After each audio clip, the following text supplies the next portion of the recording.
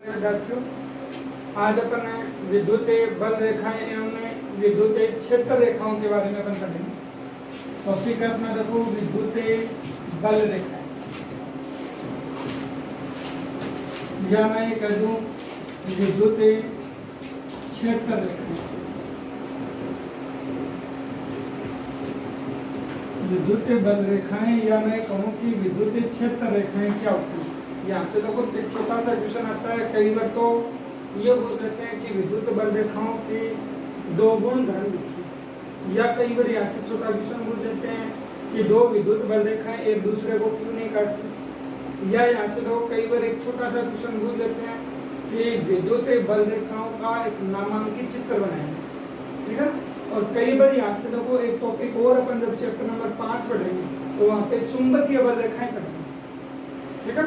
तो चुंबकीय बल रेखाओं और विद्युत बल रेखाओं के बीच में अपने पास एक कंपैरिजन पूछते हैं कि क्या कारण होता है कि विद्युत बल रेखाएं खुले वक्र की भांति व्यवहार करती हैं और चुंबकीय बल रेखाएं बंद वक्र की भांति व्यवहार करती हैं। ऐसा एक क्वेश्चन देखो एग्जाम में पूछ सकते हैं। तो अपन देखो विद्युत बल रेखाएं या विद्युत क्षेत्र रेखाएं अपन किसे कहते हैं। विद्युत बल रेखाओं का मतलब देखो अपन किसे कह देंगे, तो विद्युत बल रेखाएं अपन ये कह दें कि विद्युत बल रेखाएं वे काल्पनिक, या मैं कह दूं विद्युत क्षेत्र को निरूपित करने वाली वे काल्पनिक रेखाएं। विद्युत क्षेत्र को निरूपित करने वाली वे काल्पनिक रेखाएं जो अपन जिनके किसी बिंदु पर खींची गई स्पर्श रेखा विद्युत क्षेत्र की तीव्रता की दिशा को निरूपित करती है। देखो अपन परिभाषा के रूप में ये कह सकते हैं विद्युत बल रेखाओं की, तो ये कह देंगे यहाँ पे विद्युत क्षेत्र को निरूपित करने वाली, विद्युत क्षेत्र को निरूपित करने वाली वे काल्पनिक रेखाएं, वे काल्पनिक रेखाएं जिनके किसी बिंदु पर खींची गई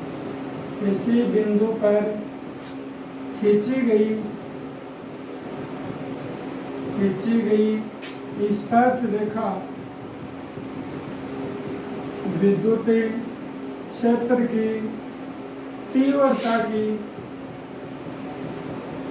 तीव्रता की दिशा को निरूपित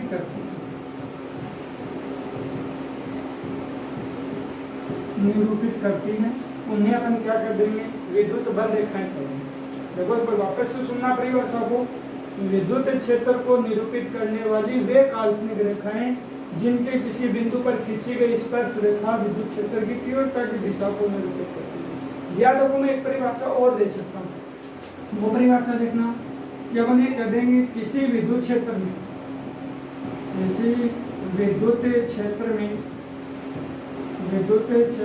किसी इकाई धनावेश को किसी विद्युत क्षेत्र में किसी इकाई धनावेश को स्वतंत्रता पूर्वक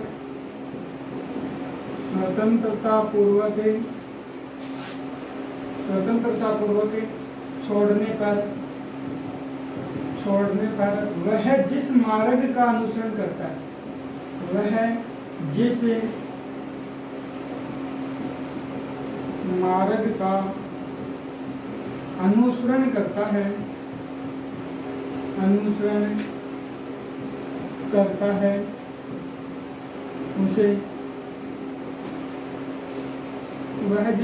अनुसरण करता है उस मार्ग को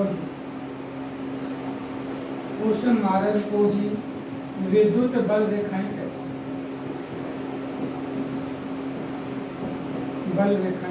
हैं। देखो दो परिभाषाएं हैं, अपन दोनों में से जो भी आपको अच्छी लगे वो लिख दें।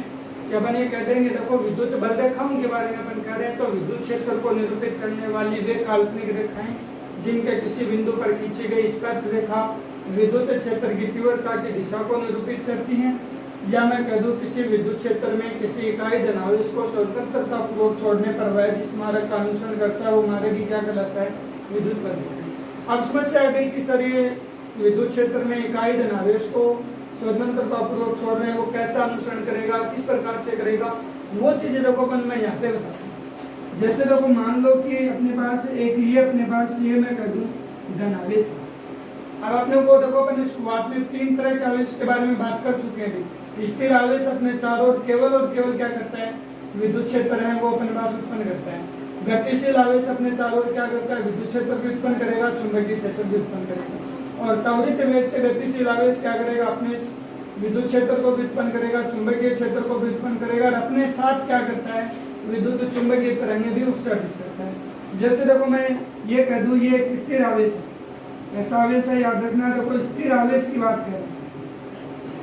अब देखो इस स्थिर आवेश के अपन मैं कह दूं किसी फ्रिक्शन आवेश Q0 को ये अपन लाते हैं, ठीक है ना। तो ये स्थिर आवेश अपने चारों ओर क्या कर रहा है, विद्युत क्षेत्र उत्पन्न कर रहा है। आप या तो यूं समझे या अपन लोग ये कहते हैं विद्युत क्षेत्र कैसे उत्पन्न करेगा, वो चीज देखना। देखो अपन ने पहले पढ़ चुके हैं समान आवेशों के मध्य क्या होता है, प्रतिकर्षण होता है।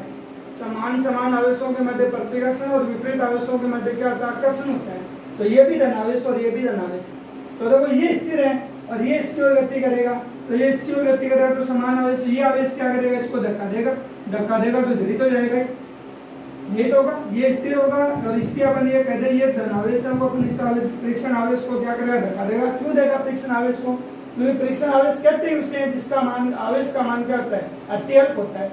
आवेश का मान अत्यल्प है, इस आवेश का मान क्या होगा, परिमाण वो ज्यादा होगा और ये अपने पास से कम होगा।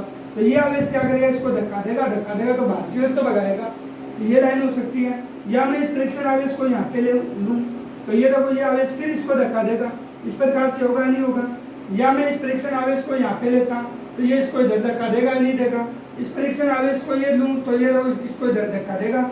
इस फ्रिक्शन आवेश को मैं यहाँ पे लेता तो ये इधर धक्का देगा। तो ये इस प्रकार से इसके चारों ओर क्या बन रहा, इस प्रकार इस आवेश के चारों ओर अपन ये कहते हैं इसके चारों ओर क्या बन गया, ये विद्युत क्षेत्र बन गया। और इस विद्युत क्षेत्र को निरूपित करने वाली लाइनें क्या होती हैं, विद्युत बल रेखाएं होती हैं, ठीक है ना। तो ये अपन धनावेश के लिए विद्युत बल रेखाएं कह सकते हैं। एग्जाम में हो सकता है कि ये कह दें कि एकल आवेश के कारण विद्युत बल रेखाएं खींचिए, तो एकल आवेश के कारण अपन विद्युत बल रेखाएं पर इस प्रकार से बताते हैं। याद रखना एकल आवेश के कारण विद्युत बल रेखाओं में जो विद्युत क्षेत्र की तीव्रता जो अपन दिशा अपन कहते हैं वो तीर का निशान बाहर की ओर होगा, क्योंकि अपने को बता देना आवेश से हमेशा बल रेखा निकलेगी, तो निकलेंगे तो तीर का निशान अपन बाहर की ओर कर देंगे। ऐसा ही देखो स्थिर आवेश में धनावेश न लेकर ऋणावेश ले लेता, ठीक है ना। और ऋणावेश लूंगा तो इसके लिए अपन यदि विद्युत बल रेखाएं अपन यदि खींचते हैं तो देखो विद्युत बल रेखाएं इस प्रकार से होती है। काम वही करना है, वही फ्रिक्शन आवेश लेंगे तो इस प्रकार से अपन बता सकते हैं। धनावेश में बल रेखा क्या होगी, ऋणावेश में बल रेखा होगी, वो क्या होगी, प्रवेश करेगी। और धनावेश में बल रेखाएं क्या होंगी, बाहर की ओर निकलेगी। तो इस प्रकार अपन धनावेश और ऋणावेश के लिए क्या खींच सकते हैं, विद्युत बल रेखाएं वो अपन खींच देंगे। अब देखना देखो यहाँ से देखो जो मैं क्वेश्चन की बात कर रहा था वो देखो क्वेश्चन है वो कैसा पूछ सकता है एग्जाम में। ये कहेगा विद्युत बल रेखाओं के कोई 2 गुण धर्म लिखिए या कोई 4 गुण धर्म लिखिए। जैसे देखो मैंने आवेशों के बारे में पढ़ा था, आवेश के कोई 2 गुण धर्म लिखिए, या आवेशों के क्वांटमीकरण से आपका क्या तात्पर्य है, या आवेशों का योज्यता नियम क्या होगा, या आवेश संरक्षण नियम क्या होगा। इस प्रकार से अपने लोगों वहां पे पढ़ा है, तो वो बने एक आवेशों की निश्चलता, ये 4 गुण धर्म पढ़े थे। तो वैसे देखो अपना टॉपिक है विद्युत बल रेखाओं के गुण धर्म, विद्युत बल रेखाओं के गुण धर्म।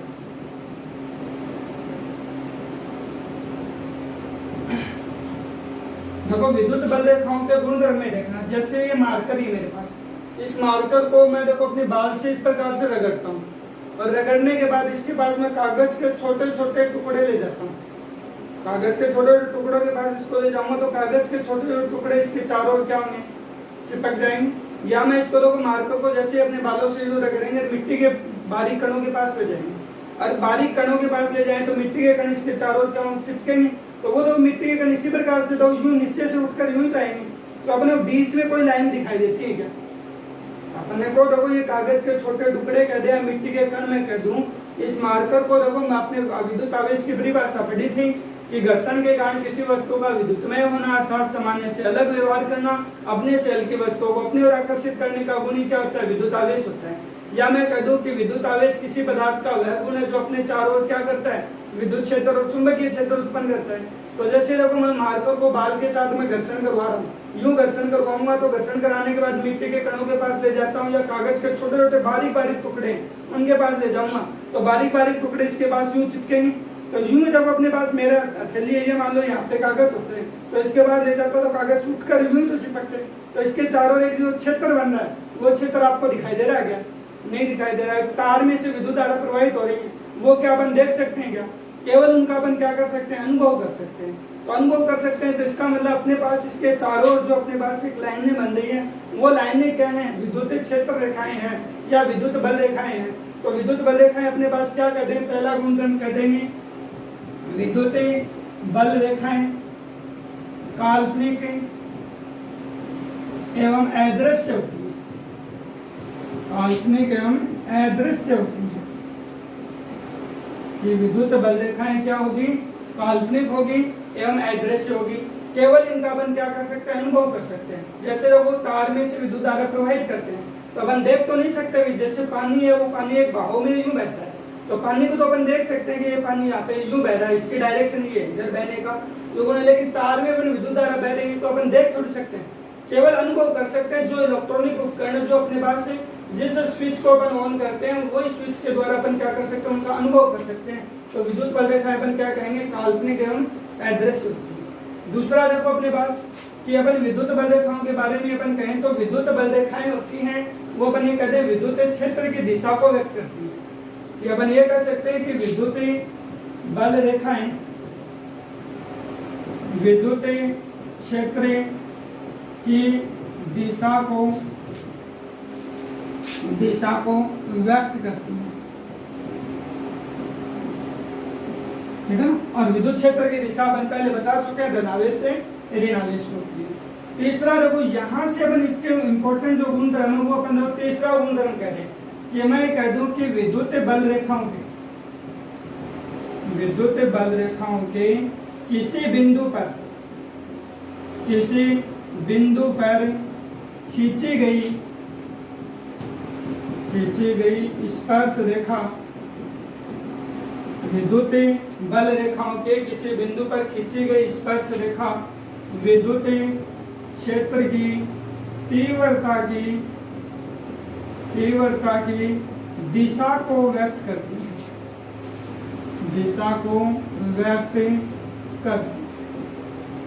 कि विद्युत बल रेखाओं के कोई भी बिंदु लो, उस बिंदु के ऊपर अपन यदि स्पर्श रेखा खींच दें तो वो स्पर्श रेखा किसको होता है? कि विद्युत क्षेत्र की तीव्रता की दिशा को व्यक्त करती है, ठीक है।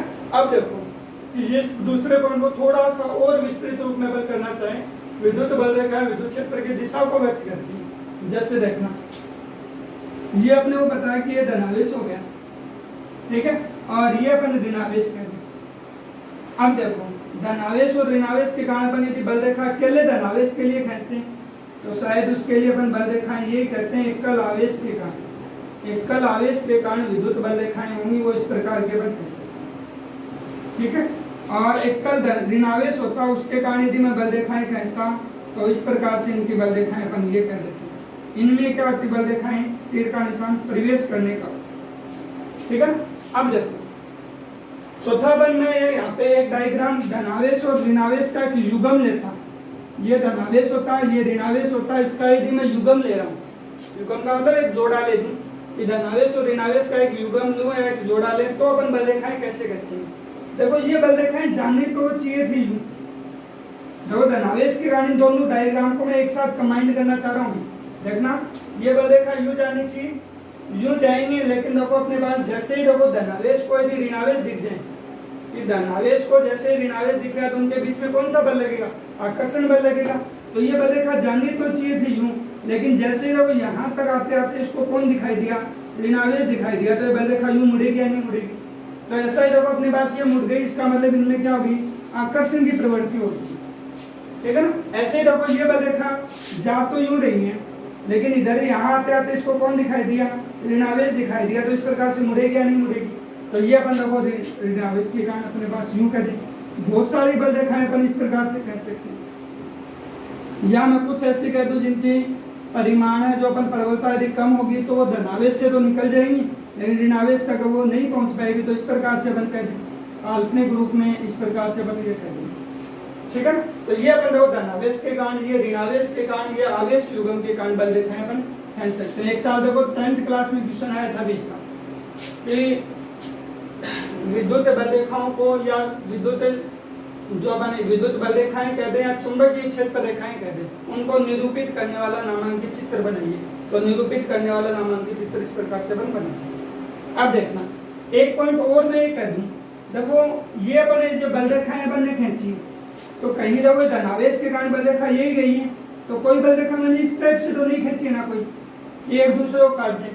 तो सबसे ज्यादा इंपॉर्टेंट पॉइंट है, या मैंने देखो यहाँ पे यदि यूं देखो इस प्रकार से इनको काटती हुई तो लाइन नहीं खींची है कोई, काटता हुआ अपन देखो ये कह रहे हैं कि विद्युत बल रेखाएं जो अपन एक दूसरे को काटने वाली लाइन है वो मैंने कहीं भी अपने डायग्राम में नहीं दी।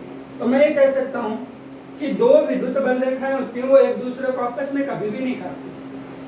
दो विद्युत बल रेखाएं एक दूसरे को आपस में कभी भी नहीं काटती। क्यों नहीं काटती? कि कटान बिंदु पर खींची गई स्पर्श रेखा दो परिणामी विद्युत क्षेत्रों को निरूपित करती है जो एक साथ कभी भी संभव नहीं होते हैं। जैसे देखो दो अपन जो अपन ये कहते हैं दो विद्युत तार लेते हैं, और एक विद्युत तार है वो अपन ये कहते हैं यूं जा रहा है, और दूसरा तार है वो अपन यूं अपन कहते हैं, ठीक है ना। दो नंगे तारों की बात कर रहे हैं कि एक तार इधर से और एक तार यूं, दोनों एक दूसरे के ऊपर जैसे देखो यूं है, और वो तार एक तार यूं अपन मैं कह दूं, जैसे स्पर्श करेंगे तो बीच में क्या होगी, एक चिनगारी उत्पन्न होती है। वो चिनगारी उत्पन्न होने का मतलब क्या कर रही है, वो दोनों एक दूसरे का क्या कर रही है, विरोध कर रही है। भाई दोनों एक साथ कभी भी संभव नहीं हो पा रहे हैं, तो एक साथ संभव नहीं हो पा रहे हैं, उसके परिणाम स्वरूप अपने पास वहां पे क्या रही है, एक चिनगारी उत्पन्न हो रही है, और वो चिनगारी उत्पन्न हो रही है वही आपको ये बता रही है कि दो विद्युत बल रेखाएं एक दूसरे को कभी भी नहीं काटती हैं। तो देखो चौथा गुणधर्म हो जाएगा कि दो विद्युत बल रेखाएं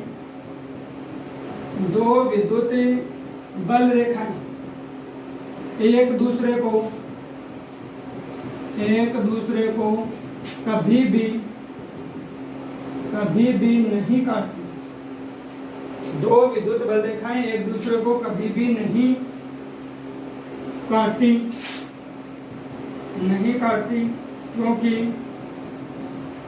क्योंकि कटान बिंदु पर खींची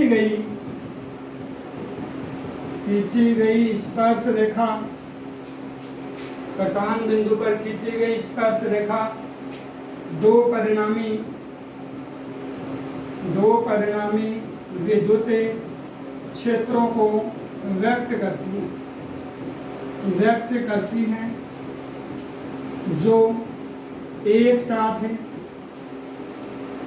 जो एक साथ कभी भी संभव नहीं होते। ठीक है ना। तो ये भी पॉइंट है, वो बहुत बार एग्जाम में डायरेक्टली पूछ लिया जाता है। कई बार तो यही कह देता है कि विद्युत बल रेखाओं के कोई दो गुणधर्म लिखिए या चार गुणधर्म लिखिए, तो बहुत अच्छी बात है। इनमें से जो भी आपको 8-10 गुणधर्मों पर लिखेंगे उनमें से जो भी याद है वो पर लिख दें। लेकिन कई बार यहाँ से देखो ये क्वेश्चन डायरेक्टली हुआ है एग्जाम में कि क्या कारण होता है कि दो विद्युत बल रेखाएं एक दूसरे को नहीं काटती। तो आप ये कहोगे कटान बिंदु पर खींची गई स्पर्श रेखा दो परिणामी विद्युत क्षेत्रों को व्यक्त करती है जो एक साथ कभी भी संभव नहीं होते हैं। तो वो अपन ये बता दें चौथा गुणधर्म से अपन कह देंगे। पांचवें गुणधर्म में देखना कि अपन ने विद्युत बल रेखाएं अपन ने लोग ये कह रहे हैं कि विद्युत बल रेखाओं के आधार पे विद्युत क्षेत्र वो दो तरह के बता सकते हैं। एक तो अपन ये कह देंगे समरूप विद्युत क्षेत्र, और दूसरा अपन ये कह देंगे असमरूप विद्युत क्षेत्र। ठीक है ना। देखो ये कह रहे हैं कि विद्युत धनावेश के कारण बल रेखाएं मैं यदि खींच रहा हूं तो बल रेखाएं ये तो खींच रहा हूं, बल रेखाएं यदि मैं खींच रहा हूं तो इसी टाइप की बल रेखाएं वो खींच रहा हूं। यही हुआ क्या? अब यहां देखना, ये अपने इन दोनों विद्युत बल रेखाओं के बीच का गैप नहीं है क्या? ये दोनों अपने विद्युत बल रेखाओं के बीच का गैप है, ये भी दोनों विद्युत बल रेखाओं के बीच का गैप है, ये भी दोनों विद्युत बल रेखाओं के बीच का गैप है, ये भी गैप है, ये भी अपन गैप कह रहे हैं, ये भी गैप है, ये भी गैप कह रहे हैं। तो इसका मतलब ये हुआ कि विद्युत बल रेखाओं के बीच का जो अंतराल होता है ना, वो विद्युत क्षेत्र के परिमाण को व्यक्त करता है। विद्युत क्षेत्र के विद्युत बल रेखाओं के बीच का जो गैप होता है, जो अंतराल होता है, वो अंतराल ही अपने पास किसको व्यक्त करेगा? या बंदो इस टाइप से अपन बल रेखाएं जो खींच रहे हैं तो इनके बीच का जो गैप हो रहा है वो विद्युत क्षेत्र के परिमाण को व्यक्त करेगा। गैप जितना कम होगा विद्युत क्षेत्र का परिमाण क्या होगा? उतना ही ज्यादा होगा। कि गैप अपन ये कह देंगे जितना अपने पास इनके बीच का गैप होगा वो कम होगा, विद्युत क्षेत्र का परिमाण क्या होगा उतना ही अपने पास क्या होगा, ज्यादा होगा। और तीर का जो निशान खींच रहे हैं वो क्या बता रहा है, विद्युत क्षेत्र की तीव्रता की दिशा को व्यक्त कर रहा है या विद्युत क्षेत्र की दिशा को व्यक्त कर रहा है। तो मैं ये कह दूं, देखो यहाँ पे 5वां पॉइंट है, विद्युत बल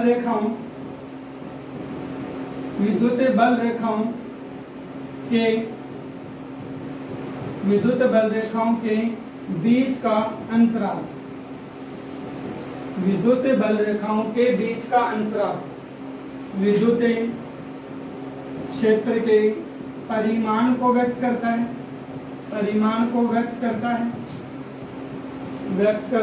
तथा तीर का निशान विद्युत क्षेत्र की दिशा को व्यक्त करता है,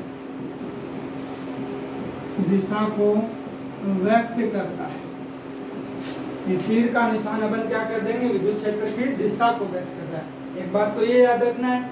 दूसरा मैं कह रहा हूं अंतराल जितना कम होगा, मतलब सीधा सा इसके पहले की लाइन में ये जोड़ सकता हूं, विद्युत बल रेखाओं के मध्य का अंतराल जितना कम होगा विद्युत क्षेत्र की तीव्रता उतनी ही ज्यादा होगी, ठीक है ना। और गैप जितना अपने पास अधिक होगा उसका मतलब विद्युत क्षेत्र की तीव्रता का परिमाण उतना ही अपने पास क्या होगा, कम होगा। विद्युत क्षेत्र की तीव्रता का परिमाण लिखेंगे, विद्युत क्षेत्र की तीव्रता, या मैं ये कह दूं विद्युत क्षेत्र ही कह सकता हूं, विद्युत क्षेत्र का परिमाण उतना ही क्या होगा, कम होगा, उतना ही अधिक होगा, ठीक है ना। और ये कह देता है कि अंतराल अपने पास इनके बीच का गैप अपने पास ये कह दे जितना ज्यादा होगा परिमाण क्या होगा उतना ही कम होगा, उल्टा चलेगा एक दूसरे से, ठीक है ना। इसी आधार पे देखो, इसी लाइन के आधार पे मैं ये कह सकता हूँ विद्युत जो अपने पास क्षेत्र रेखाओं के बीच का अंतराल के आधार पे मैं विद्युत क्षेत्र को दो भागों में बांट दूंगा। एक तो होता है समरूप विद्युत क्षेत्र और दूसरा होता है असमरूप विद्युत क्षेत्र। देखो समरूप विद्युत क्षेत्र और असमरूप विद्युत क्षेत्र को अपन यहीं से बताएंगे भी। देखो मैं कह रहा हूँ, जैसे देखो ये लाइनें खींच दी, ये अपने पास ये कह देंगे, ठीक है ना। और ये मैं कह रहा हूँ कि अपने पास ये लाइनें जो मैंने खींची है, तो इसका मतलब तो सब लाइनों का जो तीर का निशान, इनके बीच का जो गैप है वो सबका क्या है, एक समान है। और तीर का निशान भी क्या है, एक ही दिशा में है। तो इसका मतलब क्या हो गया, विद्युत क्षेत्र का परिमाण है वो भी समान है और दिशा भी क्या है, समान है। इसका मतलब इनके कारण जो क्षेत्र बना वो अपने पास कैसा हो गया, समरूप विद्युत क्षेत्र हो गया। कैसा क्षेत्र बन गया, समरूप विद्युत क्षेत्र बन गया। इनके बीच का गैप और तीर का निशान दोनों यदि समान है ना, तो इसका मतलब ये अपने पास क्या बन गया, समरूप विद्युत क्षेत्र बन गया। याद रखना, समरूप विद्युत क्षेत्र आप किसे कहेंगे, ऐसा विद्युत क्षेत्र जिनमें विद्युत क्षेत्र का परिमाण भी बराबर हो और दिशा भी बराबर होंगे, तो उसे आप क्या कर देंगे, समरूप विद्युत क्षेत्र कर देंगे। यदि या तो परिमाण भिन्न हो जाए या दिशा भिन्न हो जाए या परिमाण और दिशा दोनों भिन्न हो जाए, ऐसे विद्युत क्षेत्र को आप क्या कह दोगे, असमरूप विद्युत क्षेत्र कह दोगे, ठीक है ना। तो असमरूप विद्युत क्षेत्र में देखना रहो कैसा अपन किस प्रकार से डायग्राम बना सकते हैं। देखो कि यदि परिमाण और दिशा यदि सेम है तो इसका मतलब अपन क्या करें, समरूप विद्युत क्षेत्र है। और असमरूप विद्युत क्षेत्र की यदि बात करेंगे, तो असमरूप विद्युत क्षेत्र की यदि मैं बात कर रहा हूं तो देखना क्या बनेगा, ये कहूंगा, देखो पहली लाइन ये देखना, आप ये देखें, देखो ये इस डायग्राम और इस डायग्राम में देखना, इनमें तीर का निशान सबका एक ही दिशा में है क्या, और इनके बीच का गैप भी क्या है, सबका समान है। इनके बीच का गैप तो सबका मैंने समान कर दिया। देखो ये गैप, ये अंतराल, ये अंतराल, ये अंतराल, ये तो मैंने सेम कर दिया, लेकिन दिशा क्या होगी, यहाँ पे भिन्न होगी। देखो मैं ये कह सकता हूँ परिमाण तो समान है, परंतु यहाँ पे क्या है, दिशा भिन्न है, इसका मतलब ये कैसा क्षेत्र हो गया, असमरूप विद्युत क्षेत्र हो गया। इसका मतलब ये क्षेत्र क्या हो गया, असमरूप विद्युत क्षेत्र है वो अपन बता देंगे। दूसरा ऐसा हो सकता है, देखो असमरूप विद्युत क्षेत्र की परिभाषा एक और मैं दूं तो ये भी हो सकता था, ये दे देता। इस बार देखो इन लाइनों के बीच का गैप है, यहाँ पे गैप ज्यादा नहीं कर दिया गया, तो इसका मतलब यहाँ पे क्या है, परिमाण तो समान है, सॉरी दिशा तो यहाँ पे क्या है, समान है, दिशा तो समान है परंतु परिमाण क्या है, भिन्न। परिमाण भिन्न, परिमाण को अपन मैग्नीट्यूड कह देंगे, दिशा तो समान है परंतु परिमाण यहाँ पे क्या है, भिन्न है। इसका मतलब भी क्या है, असमरूप विद्युत क्षेत्र। या तीसरा ये भी कह सकता हूँ, तीसरे में मैं कह दूं परिमाण एवं दिशा दोनों ही क्या हो, भिन्न, दोनों ही भिन्न, ऐसा हो सकता है। ये बीच का गैप, ये बीच का गैप, आप देख लो बीच का अंतराल भी अपने पास क्या है, पहले का कम है, फिर दूसरे का ज्यादा, फिर तीसरे का और ज्यादा हो गया, तो परिमाण भी भिन्न हो गया, दिशा भी क्या होगी, भिन्न हो गई। इसका मतलब ये क्षेत्र कैसा है, असमरूप विद्युत क्षेत्र। अब मैं आपके सामने एक डायग्राम बना रहा हूँ, आप बताना इसमें कि आपके पास ये क्षेत्र कैसा होगा, समरूप होगा, असमरूप होगा। देखो समरूप में याद रखना है, समरूप विद्युत क्षेत्र, तो समरूप में क्या होगा, परिमाण एवं दिशा दोनों सेम, परिमाण एवं दिशा दोनों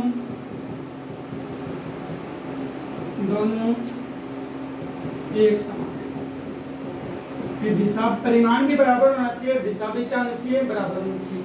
असमरूप में तीन स्थितियां कह रहा हूं, या तो परिमाण समान हो जाए, दिशा भिन्न हो जाए।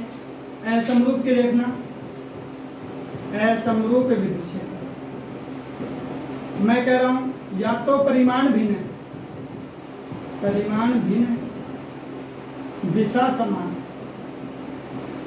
दिशा समान, या मैं कह रहा हूं परिमाण समान है परंतु दिशा भिन्न, दिशा भिन्न, या मैं कह दूं परिमाण एवं दिशा दोनों भिन्न, परिमाण एवं दिशा दोनों भिन्न। ये अपन तीन कंडीशन है वो बता रहे हैं। अब इनके आधार पे देखना है, इनके आधार पे अपन किस प्रकार से बताएंगे। और ये मैं देखो इस प्रकार का देखो एक क्षेत्र बना लो,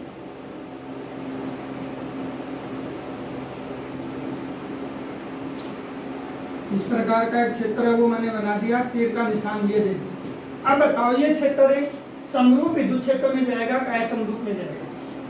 एक बार वापस से देख लो डायग्राम को, प्रत्येक लाइन अपन ने, प्रत्येक लाइन इस टाइप से अपन खींचना है, तो अपने को बताना है कि ये क्षेत्र होगा वो समरूप होगा या असमरूप होगा।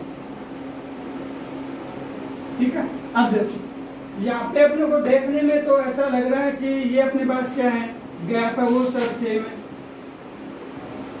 गैप होगा वो क्या होगा, सेम होगा, दिशा होगी वो भी अपने पास क्या होगा, सेम होगा, ये परिमाण भी समान है, इनके बीच का गैप है वो भी क्या है, समान, यही आ रहा है ना। और दिशा भी अपने को ऐसा लग रहा है कि देखने में तो सेम ही आ रही है, दिशा भी अपन देखने में क्या बता रहे हैं, सेम ही अपन दिशा बता रहे हैं। तो देखो यहाँ पे आप ये कहोगे दिशा भी सर सेम आ रही है, बीच का गैप भी सेम है, तो ये समरूप है, लेकिन ये समरूप नहीं है भाई। ये क्षेत्र कैसा होगा, असमरूप होगा। एक पॉइंट लिखा था, विद्युत बल रेखाओं के किसी भी बिंदु पर खींची गई स्पर्श रेखा विद्युत क्षेत्र की तीव्रता की दिशा को निरूपित करती है। तो वो विद्युत क्षेत्र की तीव्रता की दिशा को निरूपित करेगी, इसका मतलब ये पॉइंट हो गया। जैसे ये पॉइंट लूं तो ये पॉइंट लेंगे तो देखो तीर का निशान अपन दिशा स्पर्श रेखा कहते हैं, तो ये हो गई क्या। यहाँ पे यदि मैं एक पॉइंट लेता तो यहाँ पे देखो स्पर्श रेखा कहते हैं, तो ये हो गई क्या। यहाँ पे अपन यदि स्पर्श रेखा अपन खींच रहे हैं तो ये हो गई क्या यहाँ पे, ठीक है ना। तो इस प्रकार से अपन देखने पे अपने को ऐसा लग रहा है कि ये पॉइंट देख लें, चाहे ये पॉइंट देख ले अपने पास, और इनमें यहाँ पे तीर का निशान नीचे की ओर हो गया, यहाँ पे आगे दिशा भिन्न भिन्न हो गई। और विद्युत बल रेखाएं कहते हैं कि अपने पास दो विद्युत बल रेखाएं एक दूसरे को काटती नहीं है, क्योंकि देखो यदि मैं यहाँ पे यदि इनको पीछे की ओर बढ़ा देता तो बल रेखाएं तो कट गई, ठीक है ना। तो ये क्षेत्र आपके पास कौन सी में जाएगा, असमरूप विद्युत क्षेत्र में जाएगा, जिनमें अपने पास क्या है, परिमाण तो सेम है लेकिन दिशा क्या विद्युत क्षेत्र की तीव्रता की भिन्न भिन्न है। तो याद रखना ये क्षेत्र अपने पास कैसा होगा, असमरूप होगा। ठीक है ना। तो ये अपन उनके गुणधर्म के आधार पर बता सकते हैं। अब एक गुणधर्म और देखना देखो कि अपन ये कहते हैं कि विद्युत बल रेखाएं होती हैं। जैसे अपन ने देखो आवेश युग्म के कारण बल रेखाएं अपन खींच रहे थे, तो वो बल रेखाओं के आधार पर देखो एक गुणधर्म और देखना कि मैं ये कह दूं कि समान या विपरीत प्रकृति के आवेशों से कह दूं विपरीत प्रकृति के आवेश युग्मों या विपरीत प्रकृति के आवेश युग्मों के कारण विद्युत बल रेखाएं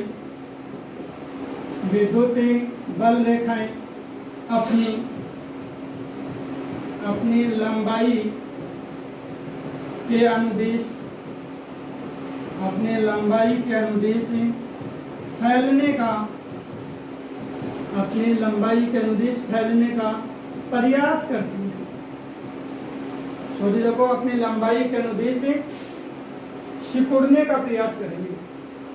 विपरीत प्रकृति के आवेश युग्म के कारण विद्युत बल रेखाएं अपनी लंबाई के अनुदेश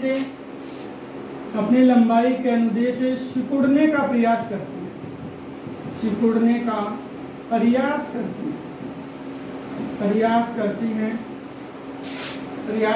हैं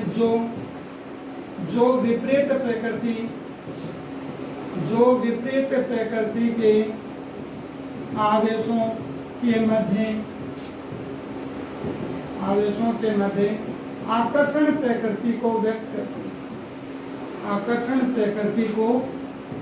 करती है। एक बार वापस से सुन लो। विपरीत प्रकृति के आवेश युग्म के कारण विद्युत बल रेखाएं अपनी लंबाई के अनुदेश सिकुड़ने का प्रयास करती हैं, जो विपरीत प्रकृति के आवेशों के मध्य आकर्षण प्रकृति को व्यक्त करती है। देखना देखो ये अपन ये कह दें यहाँ पे जैसे ये धनावेश हुआ। अब देखो धनावेश के कारण बल रेखाएं आप यही तो कहोगे सर ये होगी पृष्ठ के हमेशा क्या होती है लंबवत होती है, और ऋणावेश के कारण बल रेखाएं खींचेंगे तो ये होगी देखो यही होगा।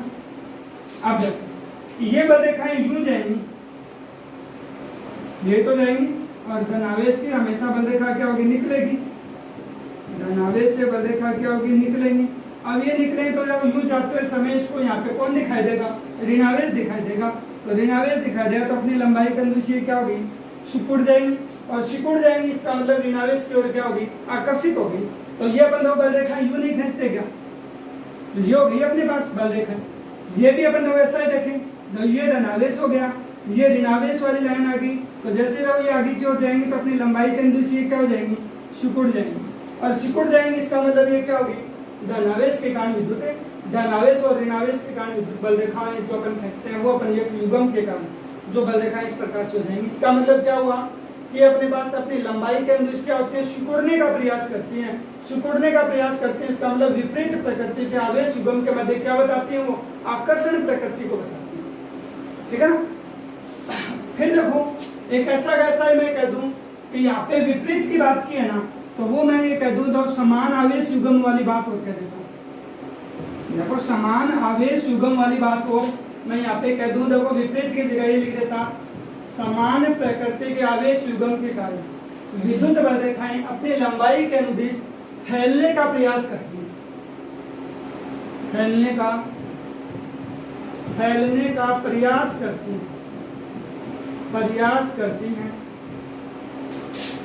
करती हैं जो समान प्रकृति के आवेशों के मध्य प्रतिकर्षण प्रकृति को व्यक्त करता है। प्रतिकर्षण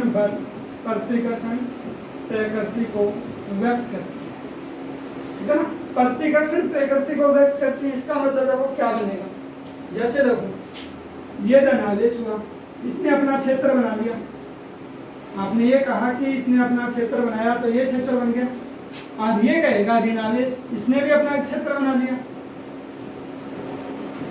यही तो कहेगा। अब देखो ये बल रेखा आगे की ओर जाएगी, ठीक है ना। सॉरी देखो ये धनावेश हो गया, दोनों समान प्रकृति के आवेश युग्म के कारण अपन कह रहे, तो धनावेश के कारण बल रेखा इसी प्रकार से होगी निकलेंगी। निकलेंगी तो दोनों ही बाहर की ओर तो निकलेंगी,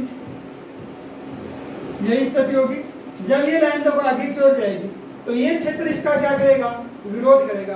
भाई अपन नहीं होते हैं कि अपन ने अपना एक क्षेत्र निर्धारित कर लिया, उसमें कोई दूसरा व्यक्ति आएगा तो उसका अपन क्या करेंगे, विरोध करेंगे। तो वैसा ये हुआ, ये आगे जैसे ही देखो ये बल रेखा आगे की ओर बढ़ेगी और ये बल रेखा भी आगे की ओर बढ़ेगी, तो ये तो क्या करेंगी, इस रेखा का विरोध करेंगी और ये रेखा किसका विरोध करेंगी, इसका विरोध करेंगी, ठीक है ना। तो वो दोनों एक दूसरे का क्या कर रही है, विरोध कर रही है। तो विरोधाभास के फलस्वरूप ये बल रेखा क्या होगी, अपनी लंबाई के अनुदिश क्या होगी, देखो इस प्रकार से जाएंगी और ये हो जाएगी, ठीक है ना। ये इस प्रकार से जाएंगी और इस प्रकार मुड़ जाएंगी, ये बल रेखा यूं जाएंगी और इस प्रकार से हो जाएंगी, ये बल रेखा होगी वो अपने पास यूं आएंगी और इस प्रकार से मुड़ जाएगी। तो ये समान अपन प्रकृति के आवेशों के युग्म के कारण विद्युत बल रेखाओं का डायग्राम है, ठीक है ना, जो अपन ये कह देंगे कि प्रतिकर्षण प्रकृति को कहते हैं। अब देखो एक पॉइंट और मैं बता सकता हूँ, लास्ट पॉइंट है कि विद्युत बल रेखाएं होती है वो खुले वक्र की भांति होती है, ठीक है ना, खुले वक्र की भांति होती है। क्यों होती है, विद्युत क्षेत्र की जो दिशा होती है वो क्या होती है, धनावेश से ऋणावेश की ओर होती है। मतलब बल रेखा धनावेश से निकलेंगे और किसमें जाकर प्रवेश कर जाएंगे, ऋणावेश में प्रवेश कर जाएंगे, ठीक है ना। तो वो देखना, देखो इस चीज को और अपन लोग एक छोटे से पॉइंट के रूप में बता दें। देखो ये कह दें कि विद्युत अगला गुण धर्म हो जाएगा, जो भी पॉइंट है, विद्युत बल रेखाएं खुले वक्र की भांति, खुले वक्र की भांति, खुले वक्र की भांति होती है। क्योंकि ये धनावेश से प्रारंभ होकर